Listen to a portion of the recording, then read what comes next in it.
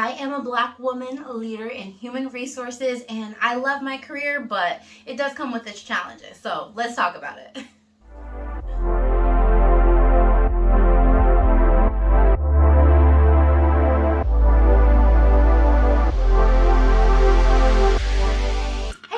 Welcome back to my channel, or welcome if it's your first time here. My name is Mercedes. I'm the Career Love Coach, and I get on YouTube, other platforms, and I run a business dedicated to helping Black women find success in their career and fall in love with their careers. And yes, I have helped to coach many Black women into human resources career paths, and I help them through that based on my expertise. So I wanted to share a little bit more about the common questions I get asked, whether that's on discovery calls or coaching calls from Black women, so that I can help to spread this information, right? So yeah, that's why I created this video. So what we're gonna do today is we're gonna talk about how did I get into HR, what I do.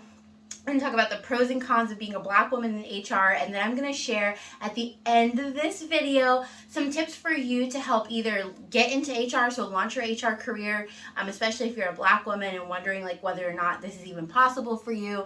And also I'm going to talk about if you're already in HR or in an HR adjacent role, how to continue to level up your skills so that you can transition successfully into HR. So let's get into the video. Okay, so let's talk about what I do.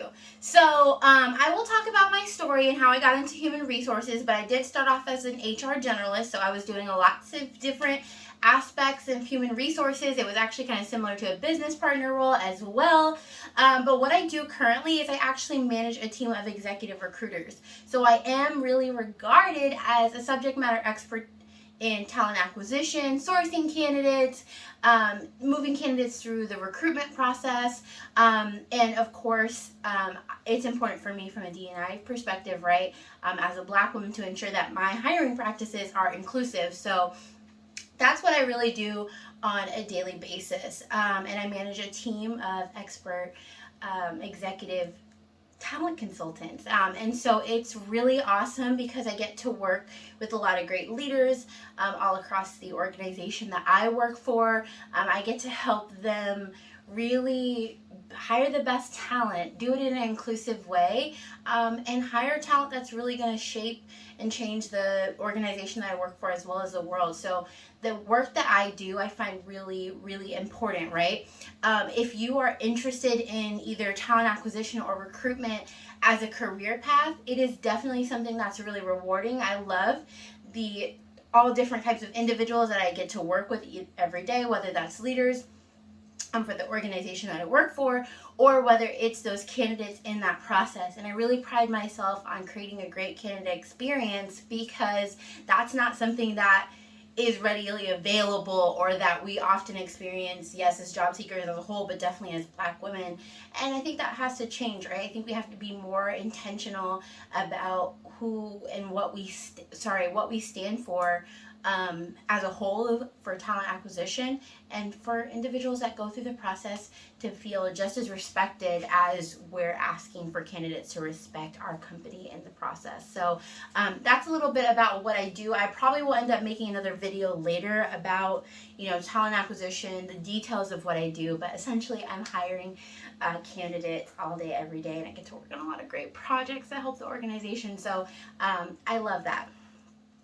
Hey love, are you enjoying learning about my story and finding this helpful so far? If you do, make sure you subscribe so you can get notifications of future videos, and we can stay in touch, and so you can learn more about HR and advancing your career and all that stuff. Okay.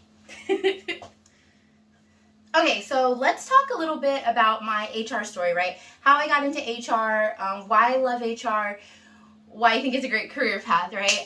So essentially, as an undergraduate student, I really loved psychology. So when I tell you all that, I am the career love coach, because I have always followed that passion, the purpose, the idea of loving what I do every single day. I feel so attached to that. I want other people to be able to feel that about their careers, especially if they're feeling burnt out or in toxic workplaces, or in a place where they've never really enjoyed the work that they do, or they just feel like they're out of alignment for what they do on a daily basis, not what they want to do. And so while I have been in situations that I no longer really felt like I was in a workplace that I need to be in, whether that, you consider that a toxic workplace, or you just don't enjoy the individuals that you work with anymore, which happens, right? At the end of the day, if you love the work that you do, you can continue to be motivated and successful and advance your career, because that's important. Now, I think about this as a whole lifestyle and a dream. Sorry, I'm going on a whole vent, right? But I strongly believe that the work that we do, we should be aligned to it, attached to it. Not so much that it takes over our life, but I think we get to enjoy, we get to live a life where we enjoy the work that we do, right? And so that's why I do this work.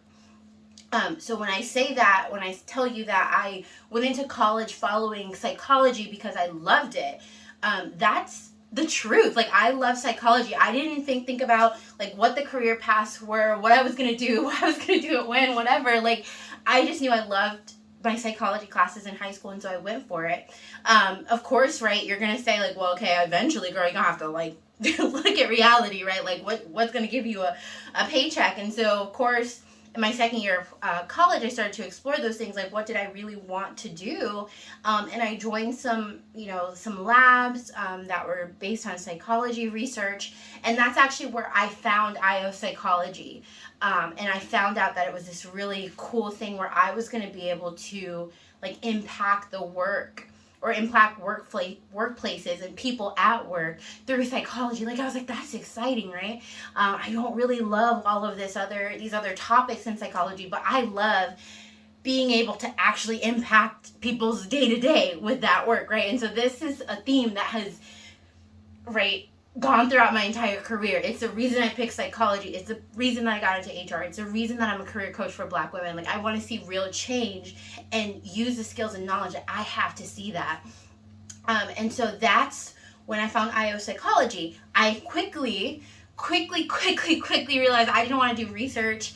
I didn't, want to teach. I didn't want to go get a PhD, those types of things. I loved the more applied work, and I was able to do that in that lab. And then eventually I was like, okay, well, what is that next step between psychology, doing applied psychology, not necessarily research, but more applied research and applying that to the workplace? And that's when I decided I was going to actually enroll in my master's program, which is management, because I really felt like that was going to help me combine the psychology and the business and management side of things, and set me up for, well, at the time I didn't even know I was setting myself up for human resources. I thought I was setting myself up to go into applied IO psychology. And so when I talk to you about like following your passion and going for it, like, that's what I mean. It's going to come into alignment for you, because where I am now is not where I thought I was going to be, but I followed what excited me. I followed what I loved. I followed joy, and here I am. So based on that, I ended up just going into that program because I thought it was going to set me up for psychology well, IO psychology well, and then I went to a career fair. It was, it wasn't a career fair. It was more like a conference and a career fair, because you were able to talk to employers. You got to sit in all these different sessions about different fields within the business school, career paths, right, after you finish business school. I went to go consulting because I was like, oh, that's perfect. Applied consulting, workplace, beautiful. I went there and I was like, okay, these kind of people are kind of intense. Like, I'm not sure that really aligns with what I want to be work culture-wise. Like, I don't need all of that. And I went to the HR session. I was like, oh, these are my people. Like, it was applied, it was exciting, they were personable, they were passionate, and they worked at a lot of great employers that I was really interested in. And so I kind of left that conference like, HR is it. That's where I want to be. That's what I want to do. I graduated. Well, actually, I got my internship in human resources, and of course that solidified it for me. I love the company that I worked for. I love what I did. I love who I worked with, and so I just never looked back. And the funny thing is, I still had this consulting thing kind of in the back of my head. I was like, well, I don't know. I could always do that later, right? Because consulting seemed like this kind of really cool thing. Anyway, I've gone fully down the rabbit hole, but yeah, I did that HR internship. I became an HR generalist, like I said, which was very similar to a business partner. I was working with employees. I was doing all different types of human resources. And then when it was time for me to leave that company, I have other videos about, my reasons and all those things, and toxic workplaces that you can look at other videos. But that's really what caused me, to want to move on to different opportunities. And then I moved on to my current employer. I was promoted into a manager level role within a year, and I've been doing the executive recruitment pieces that I mentioned to you right at the beginning ever since. And so, of course, I'm definitely at a time now where I'm looking at what's the next step in my career, what do I want now, but it will continue to be led by passion. So that's how I got into HR. That's my HR story. And I hope it inspired you. And I'm sorry if you stuck through a little bit of my rant. Okay. Whew. I'm thirsty. Sorry if you saw my pores. Okay. I didn't blend all my foundation. Okay. Okay, number 3. So I promised I would tell you the pros and cons of being a Black woman in HR, right? All right, I got my little list, right? I prepared for this video. Okay, so pros and cons of being a Black woman in HR. So the first one is definitely that it's rewarding, right? So I know that a lot of times when I talk to Black women, the reason that they love doing what they do isn't always necessarily the work itself, but the impact that it makes. Like, we care about our reputations, we care about the work that we do, we care about how others perceive that, right? And I know we think about that like not as ourselves, but how it represents and opens doors for other Black women. And so when I think about the rewarding pieces of this, one, I know that the work that I do makes an impact on the organization. I also know that I'm a role model in my workplace, right? For what it looks like to do great hiring, for being an expert in your field, for going above and beyond, right? And it's rewarding because I'm able to make a name for myself in those places, because HR just allows you to do so many different things and have a great impact. But I also get to see the value of the work that I do. And I think that from a values-driven piece, especially if you feel like you're motivated by purpose and passion in life, 100% HR is going to help you feel fulfillment in that piece. And that's why I love it. Okay. The second one is representation, right? So the interesting thing here is that there's actually pretty good representation of Black women in HR. Of course, there will always be, there will always be more work to be done. There will always be more glass ceilings to break. But there's a good representation of high-level Black women in organizations all across America. And so in one step, you're not fighting as hard to break that glass ceiling in that industry, right? There are other Black women around you, most likely, in most industries and fields. That's not always the case, especially if you're in a much smaller company or organization. But overall, it's a good amount of representation of Black women in this field. Black men as well, but not as much. But what I'm saying is that you get to make waves in an organization, in a field that you're also not alone in, and that's really nice. Okay, the second one is your opportunity to be creative. So I am a very creative person. I love being innovative. I like thinking out of the box. I like creating solutions and streamlining things, and that is like a core thing for me. I was like, if I can't do that, I'm bored. Like, leave me alone. I'm not doing monotony. I'm not doing like day-to-day paperwork filing. And there are some HR departments out there that are still more of the process-driven, status quo, just complete the task type of HR departments. Those are not the HR departments that I find myself in, okay? I want to go do exciting things. And so what I can say for absolutely sure is that HR will allow you to be creative. It'll allow you to be strategic. And another pro is that you get to do this all across the organization, right? Hiring, professionals doesn't just impact, the HR department, right? It impacts every other part of the company, and your ability to really impact change, make change for those who are already in the organization as well as who are coming, for future generations. Like, that work is exciting, and you get to see that. And so that's why I really love human resources. That's a big pro. I mentioned at the beginning that I get to do DE&I work in the organization that I work for in my role. And one of the things that is so exciting about that is I do get to change the status quo, right? I get to change the dynamics that keep underrepresented groups, minorities out of opportunities that they are deserving of, or that they didn't receive the resources, tools, knowledge, information, whatever it is, to be able to get to that stage, because it just wasn't available, right? And as a Black woman, like, I totally see that for myself and the other Black women in my community. So being able to implement a process, change somebody's mind, do something that has never been done before, because not because nobody thought about it, but because it was hard to do, or because it wasn't impacting the people in the room, right? So I get to be that person that says, well, what about this? Think about how that may impact somebody. Think about how that may be a barrier in somebody's career. And what can we do to make sure that we are hiring the best talent of diverse groups all across the world and the country and our community? And that makes a big change. And it's also, again, why I do what I do in human resources, in talent acquisition, and as a career coach. Okay, so I don't know if you can tell, but I'm tearing up a little bit because I love this, okay? Okay, so let's talk about the cons. I probably should have started with the cons and did the pros, because now I'm going to scare you, but that's fine. We're going for it. All right, so here's my cons. One, you have to have so many tough conversations in human resources. And if you are not going to be able to do that professionally, using tact, being politically savvy, being able to think on your toes and make good decisions and communicate in a productive way, like, those tough conversations are going to either keep you up at night or they are going to impact your professional reputation, right?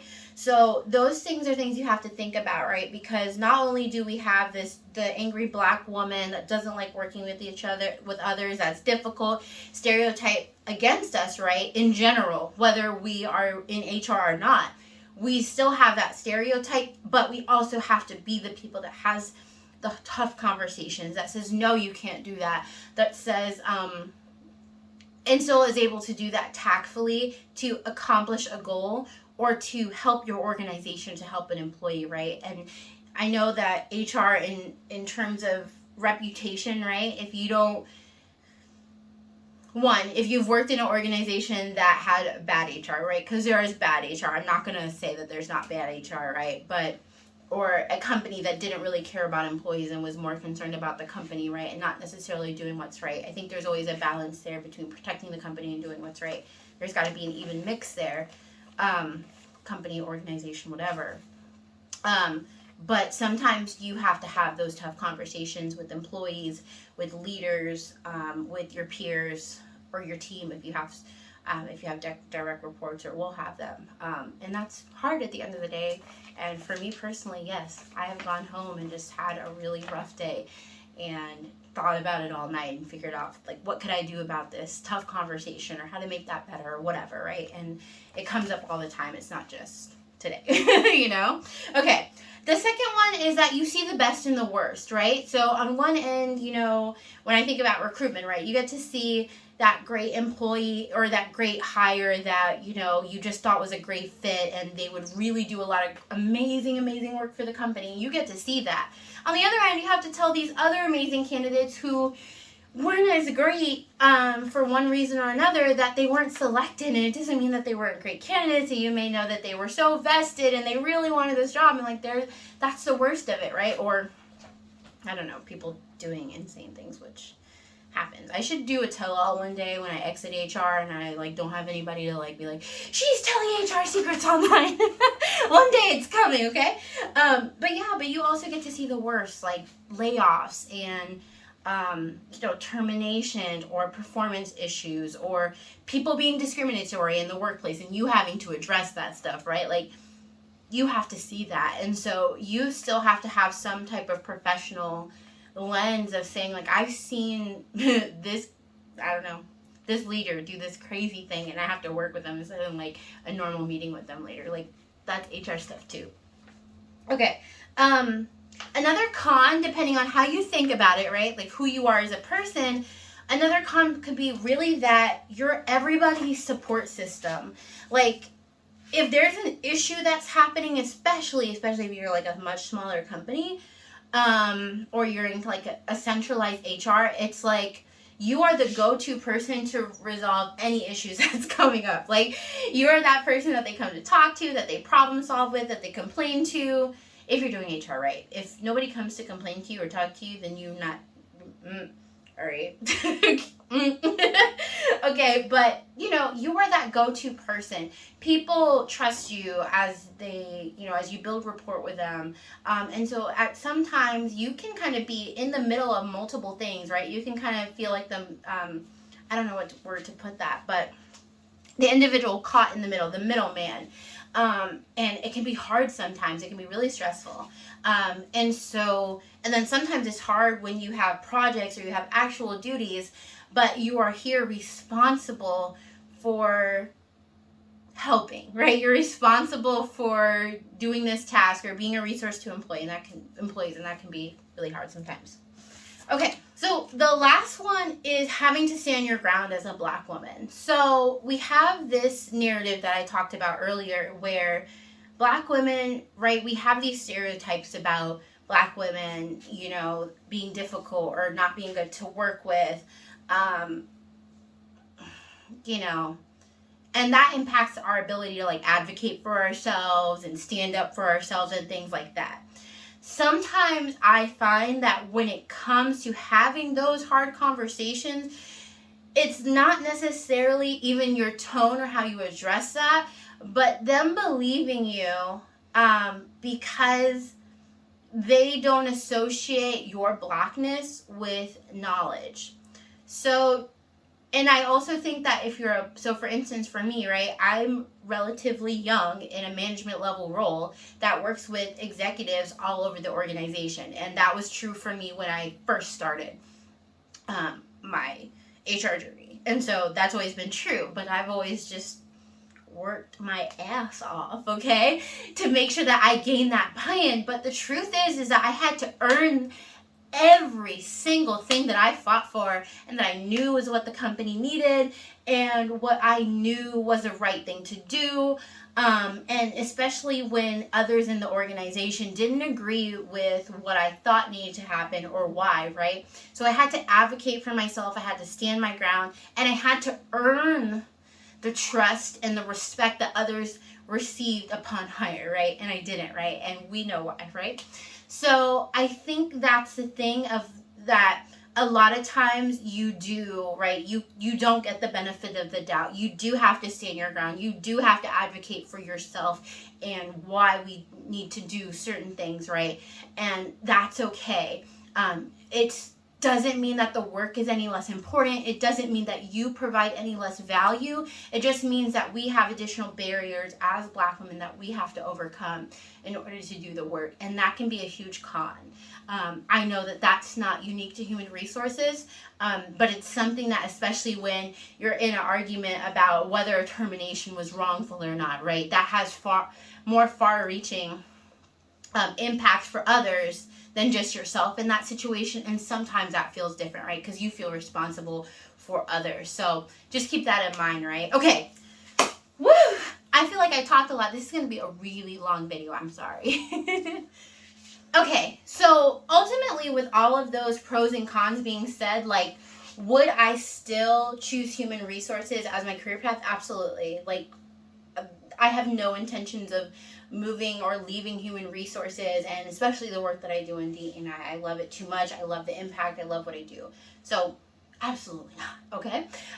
So I told you at the beginning that I was going to share with you some tips for you to either launch your HR career or advance your HR career. And I know this is going to sound a little counterintuitive, like, how is launching your career and advancing your career the same thing? I know. Trust the process, okay?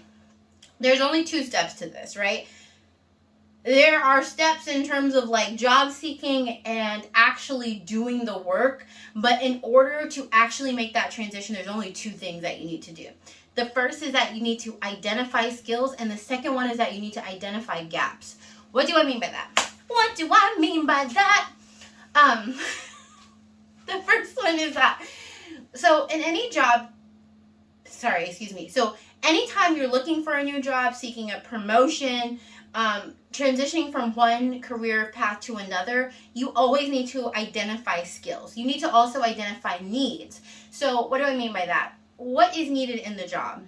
What competencies is this person expected to have or possess? Knowledge, skills, abilities, and other traits, right?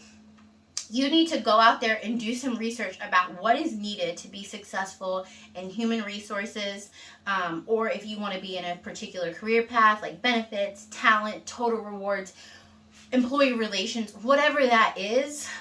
You need to go out and find out what they're looking for, right?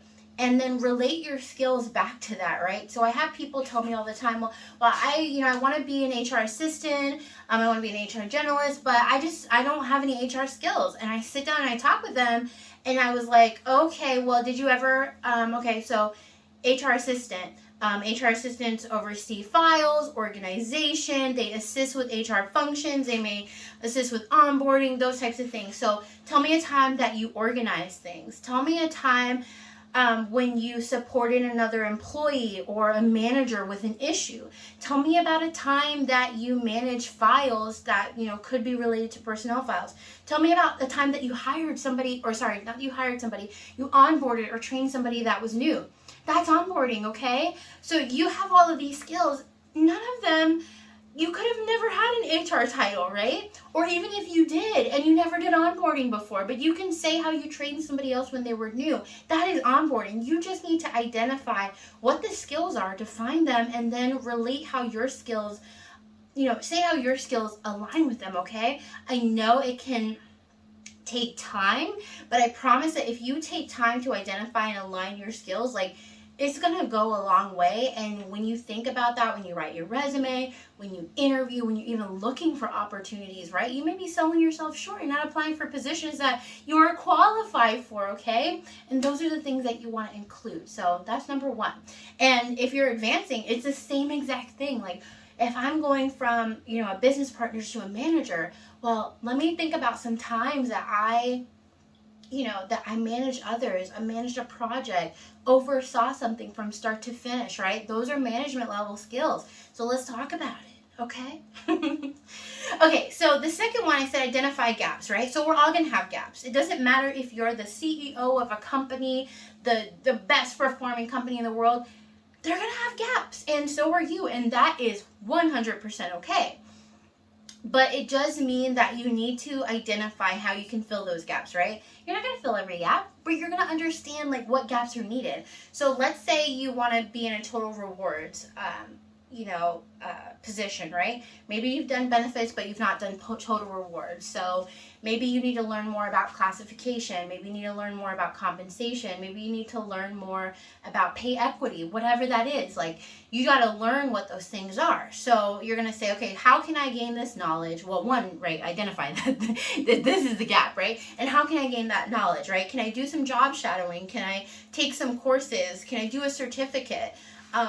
Can I talk to a mentor, somebody that's going to help me understand these features and what that really looks like for you, right? So when you say, okay, here are the skills that I have, here's the things that I need to get to the next level or to enter HR, and you put those all together and you make a plan, okay, you're going to get there, right? You'll be able to launch your job search. You'll be able to do all of these great things to advance your career. You totally got this, okay? I'm so thirsty. I've been talking for 30 minutes. I don't know if I'm going to cut some of this out, but anyway, if you haven't subscribed yet, go ahead and subscribe because I'm putting in work, okay?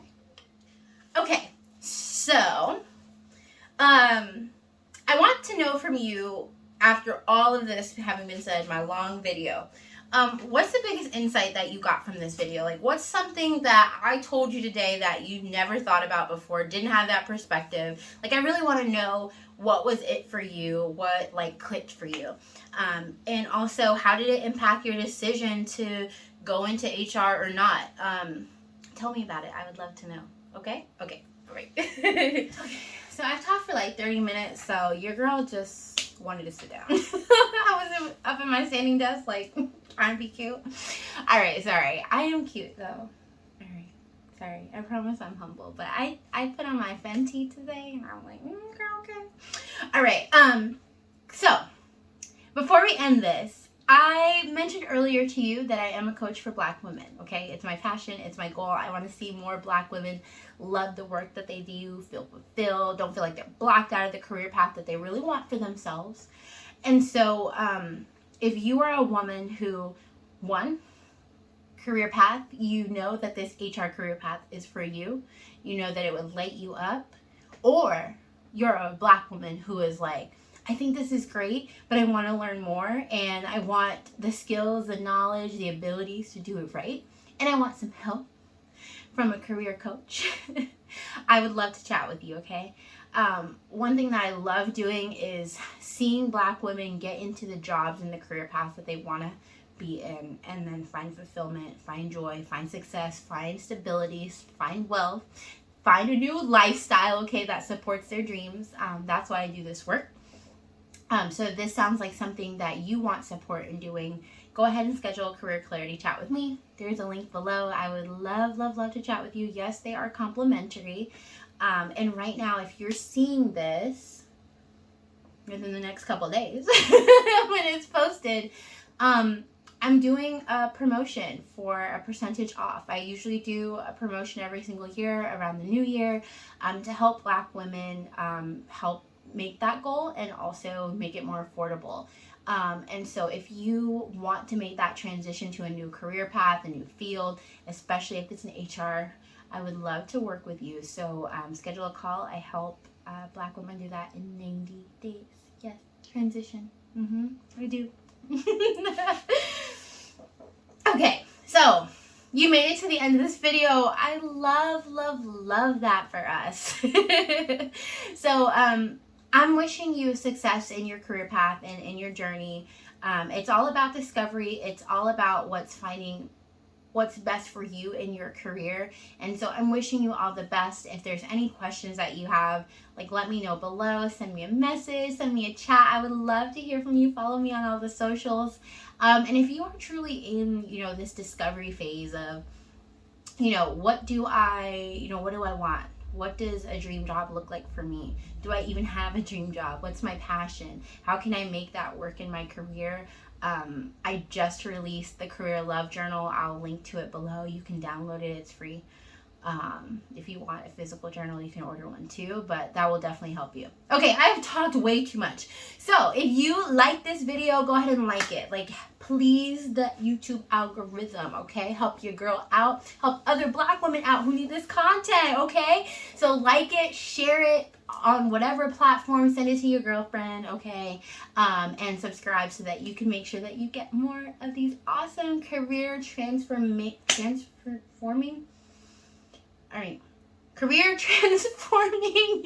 videos. All right, I'm gone. I'll see y'all later. Bye.